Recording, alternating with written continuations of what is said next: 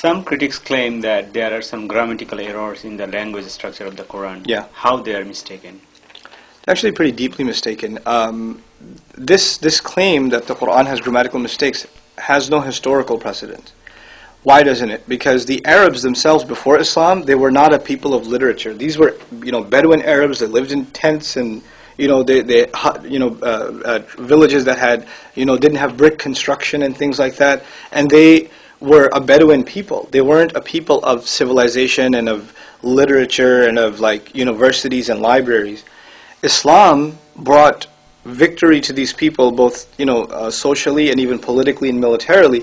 And the world of Islam expands, and now all of a sudden Persians are Muslims, and a good number of Romans are Muslims, and Abyssinians are Muslims. And these are civilizations of universities and libraries and things like that.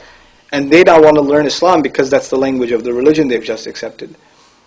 When they want to learn Islam, there's a movement to compile and codify Arabic grammar. In other words, the Arabs of ancient times didn't codify it; it came to them naturally. They didn't sit there and learn sentence structure and this is appropriate verb conjugation and things like that. They didn't, because this was their mother tongue.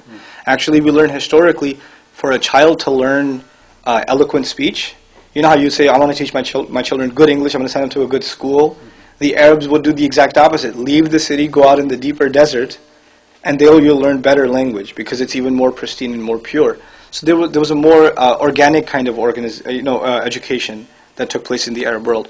But when Islam expands and grammar is being codified not for Arabs but for non-Arabs, and actually non-Arabs were at the forefront of the codification of Arabic grammar, what did they look at as the standard by which Arabic grammar should be codified? They actually looked at the Quran, this single document that transformed an entire society and eventually multinational civilization.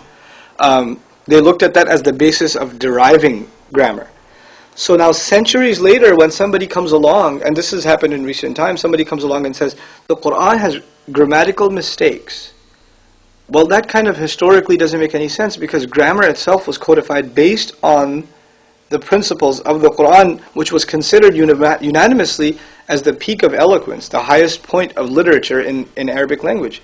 And this is not something just acknowledged by Muslims, but Arab Christians have been around for a long time. And even they, when they talk about the highest form of language, they speak of the Quran historically. And in more recent times, the antagonism and the political climate of the world and all of that rhetoric has come into play and these kinds of arguments have come up. So they have other agendas behind them. It's not a genuinely academic agenda.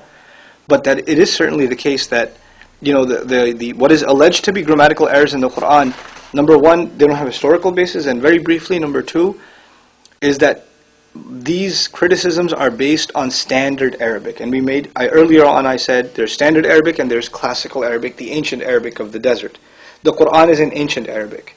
And one of the differences between that and standard Arabic is that the grammar back then is far more complex and more involved and has much more nuances than standard Arabic. People study standard Arabic. These so-called scholars of Islamic studies are studying standard Arabic in Western universities. And now they're making grammatical criticisms of a body of literature that is codified in classical Arabic.